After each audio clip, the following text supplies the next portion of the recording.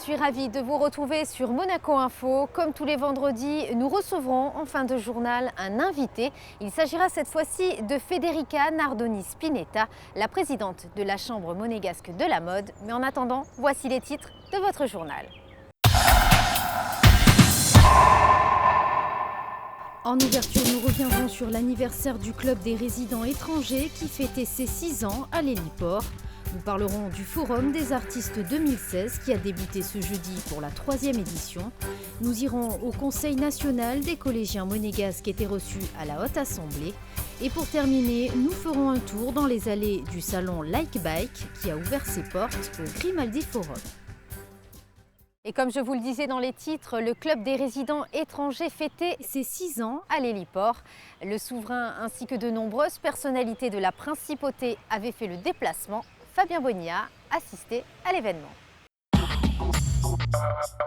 Le Club des résidents étrangers de Monaco cherchait un lieu original pour fêter ses 6 ans. Le pari est réussi, le tarmac de Monacair. Les quelques 300 convives étaient entourés d'hélicoptères et d'une voiture de sport pour planter le décor.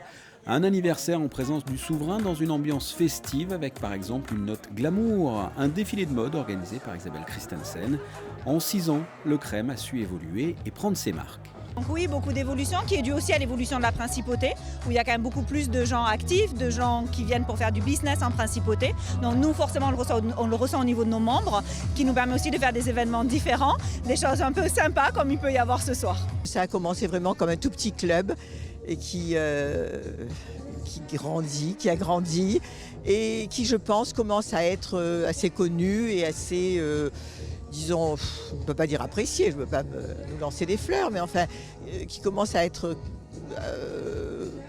bien fréquenté par beaucoup de monde.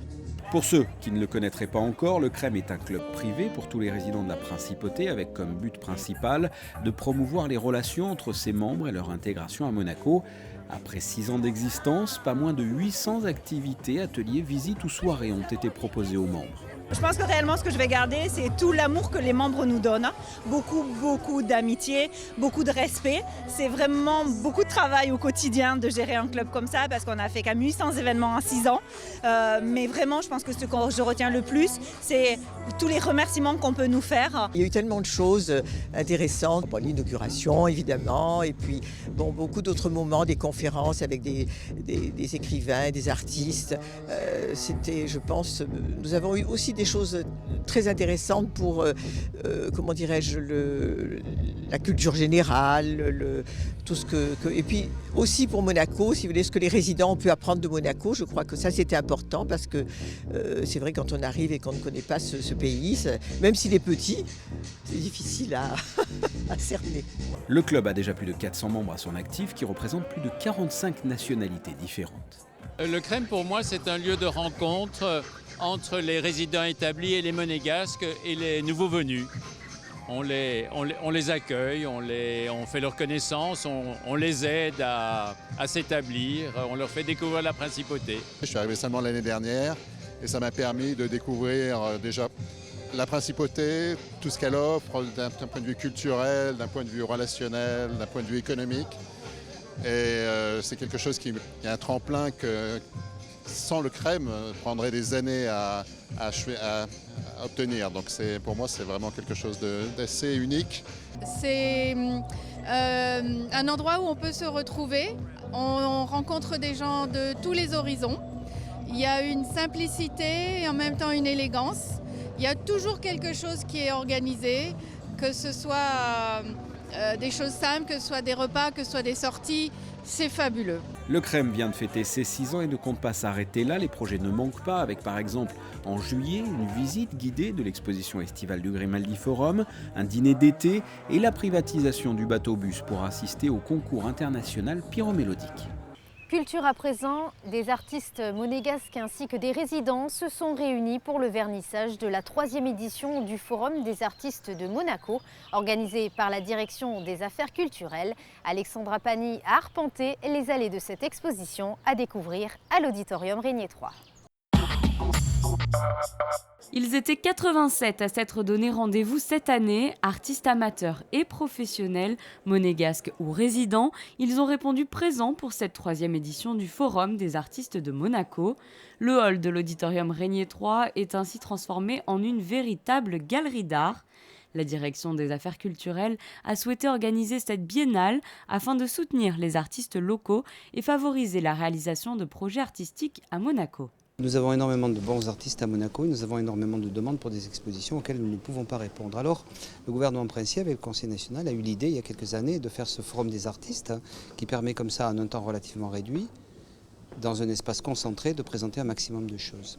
Ce qui est particulier cette année, mais je pense que je dis la même chose chaque fois, c'est que nous avons le sentiment que le niveau de cette exposition est de mieux en mieux. C'est-à-dire que les premières éditions étaient celles qui ont permis aux artistes de montrer ce qu'ils avaient fait.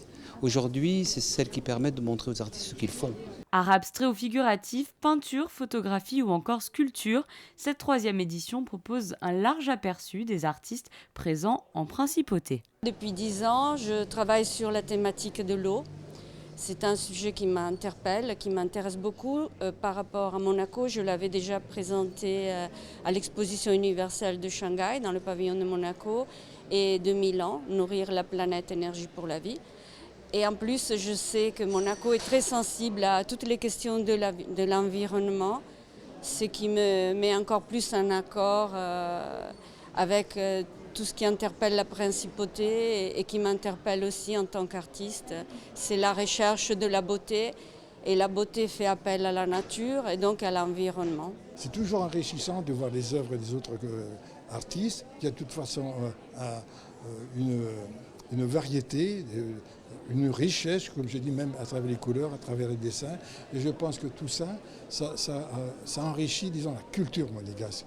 Et ça, je crois que c'est une priorité, même pour les affaires culturelles. Et je trouve que tout ça, c'est une relation, une communication entre les gens, le public et les artistes. C'est un sorte de kaléidoscope, donc chaque côté est similaire. Énergétiquement, il est un peu différent, parce que ça parle un peu comme une boussole, on va dire. Il y a des pierres aussi dessus pour essayer de vraiment allonger cet horizon où l'on crée une sorte de nouvelle ville. On voit des sortes de découpage de villes, on va dire ici. Il y a toute une émergence de couleurs sur tous les tours de l'arc-en-ciel, plus ou moins, et vraiment une sorte d'axage qui est très central. Les artistes de la Principauté vous donnent donc rendez-vous jusqu'au 12 juin à l'auditorium Régnier 3. L'entrée est libre et gratuite tous les après-midi. Le public est invité à voter sur place pour son œuvre favorite. Le prix du public sera décerné le 10 juin prochain.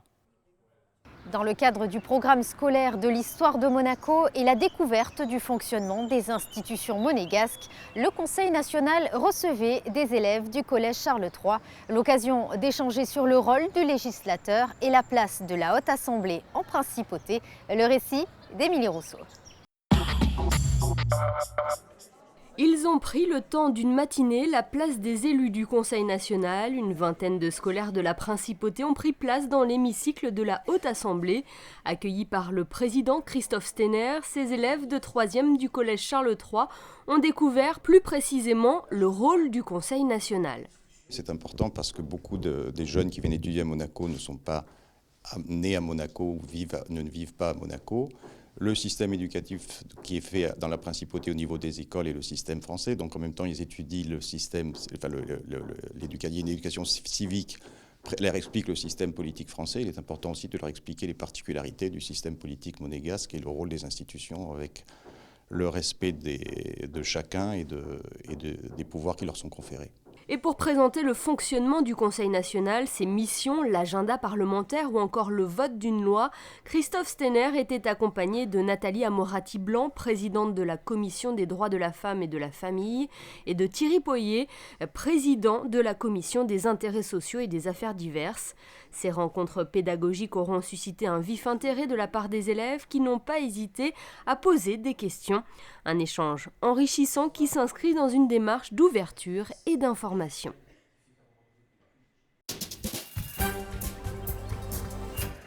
Et dans le reste de l'actualité, l'ambassade d'Italie à Monaco célébrait sa traditionnelle fête nationale italienne. Le rendez-vous était donné au Fairmont Hotel en présence du ministre d'État Serge Tell et de nombreuses personnalités. Vous le voyez sur ces images. D'une fête à une autre, le Barbadjan était à l'honneur ce vendredi, place du marché de la Condamine. Curieux, gourmands et épicuriens s'étaient réunis pour découvrir ou redécouvrir la saveur unique du Barbadjan.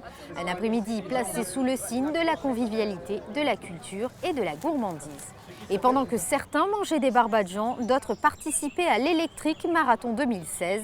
Cette course a pris son départ en Ukraine le 22 mai dernier. Les participants ont traversé 10 pays en Europe pour une arrivée en principauté, place du Palais Princier ce vendredi. Le but étant de démontrer au grand public l'énorme potentiel de l'électrique dans le domaine de l'automobile. Direction à présent le Grimaldi Forum qui accueille un salon unique en Europe, le Like Bike, qui est exclusivement réservé aux vélos haut de gamme. Frédéric Elion vous présente cette nouvelle édition. Jamais il n'a été autant à la mode. Certains l'utilisent pour aller au travail au quotidien, d'autres pour se balader ou tester ses limites physiques. Plus que jamais, le vélo à la cote de nos jours. Un salon lui-même consacré au Grimaldi Forum, le Like Bike Monte Carlo.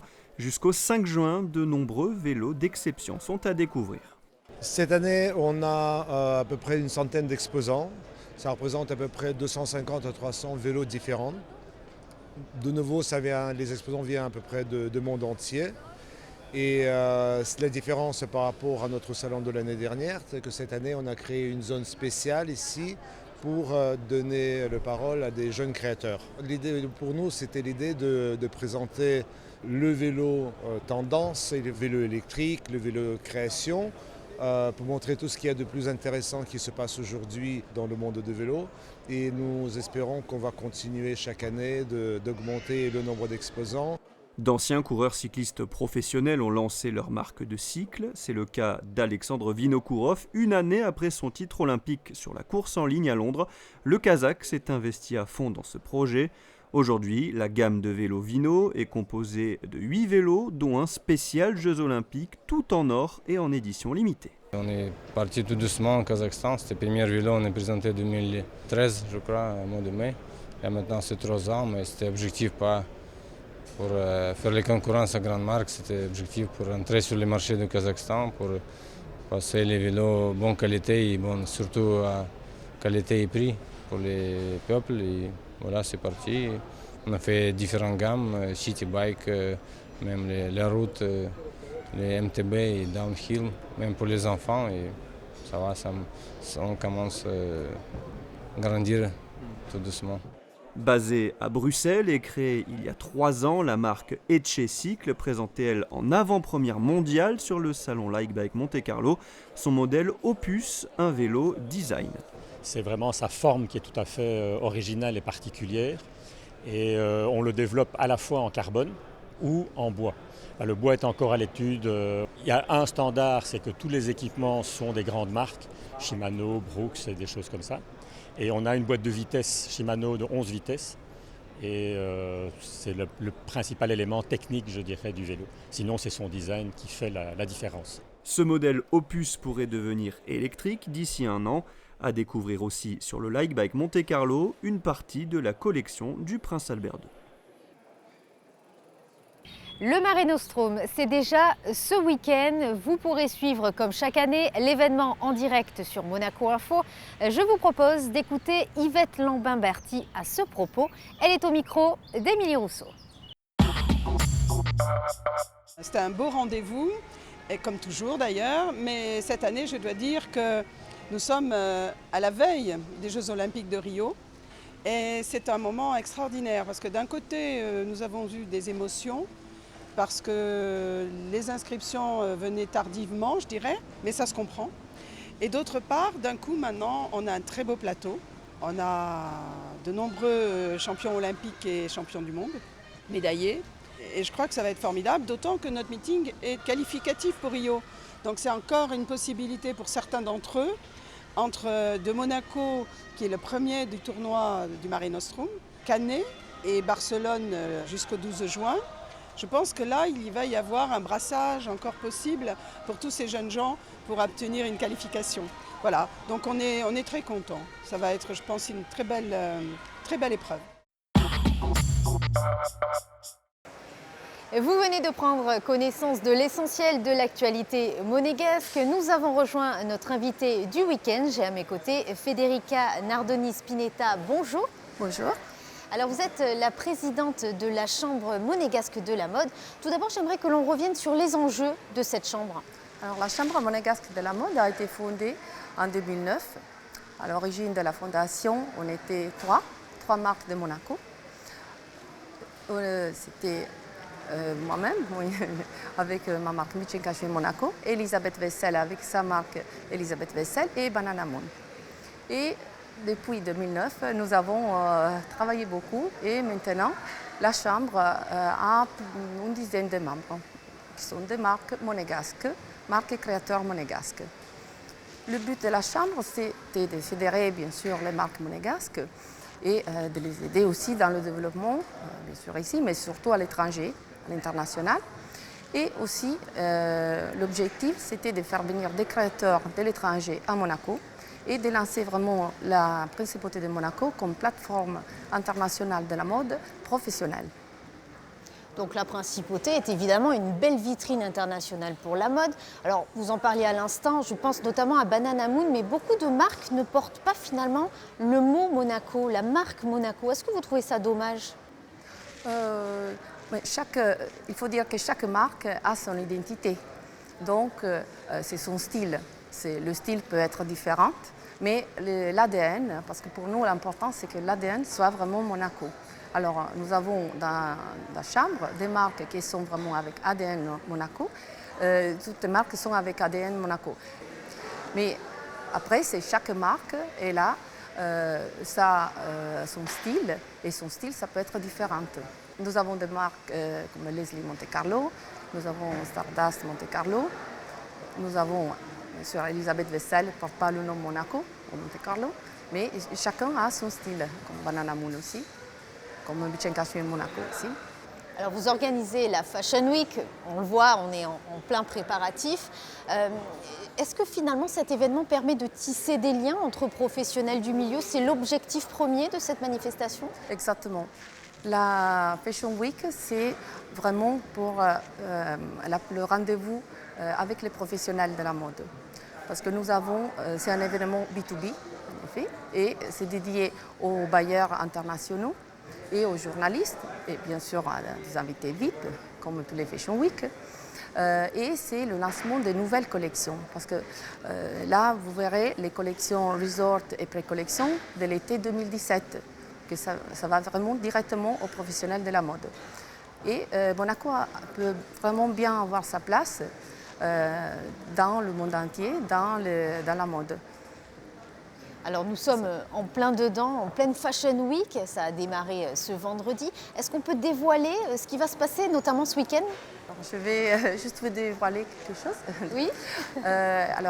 Aujourd'hui, on aura l'ouverture des défilés avec la maison Grinko, c'est une maison qui vient de l'Italie, un créateur à l'origine russe, qui a aussi eu l'honneur d'ouvrir les Fashion Week de Milan.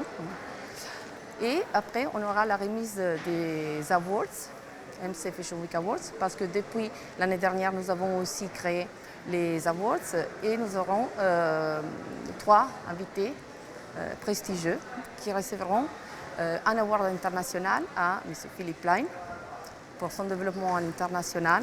Et il a créé, M.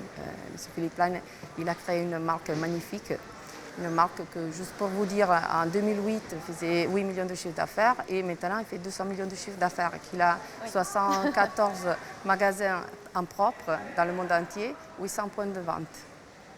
Une très belle réussite, on peut le dire. C'est une très belle réussite. Et après, nous allons primer aussi Stella Jean. Stella Jean, c'est une créatrice haïtienne.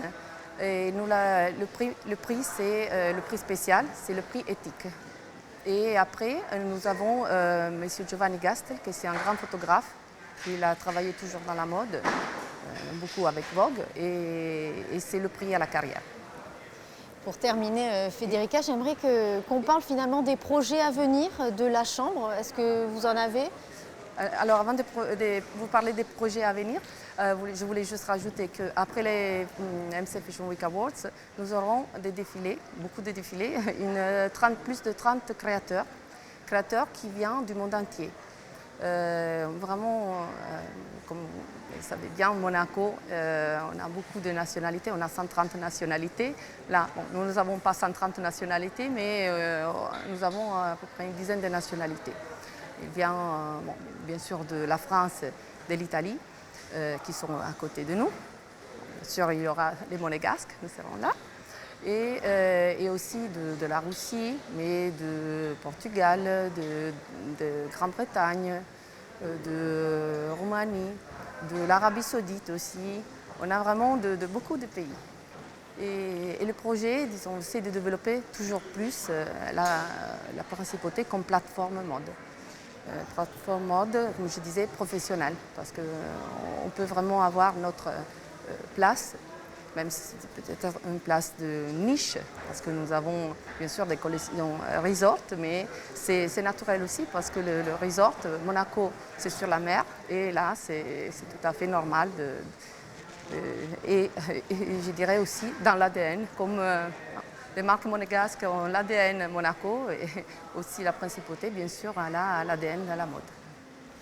Eh bien, on vous souhaite en tout cas un beau succès pour cette Fashion Week. En tout cas, merci de nous avoir accordé cet entretien entre deux défilés. C'est vrai que c'est pas tout simple pour vous. En tout cas, merci d'avoir été sur notre chaîne, sur Monaco Info. Et on vous dit à très bientôt. Et nous, on se quitte sur la météo et on vous souhaite un très bon week-end. Découvrez la météo avec Eclectic. Galerie, Interior Design, Art and Gifts. Samedi, un ciel changeant avec un risque d'averse dans la matinée et à la mi-journée. Dimanche, retour du soleil avec quelques nuages et des températures allant de 17 à 22 degrés. Lundi, soleil par intermittence avec un mercure restant très clément.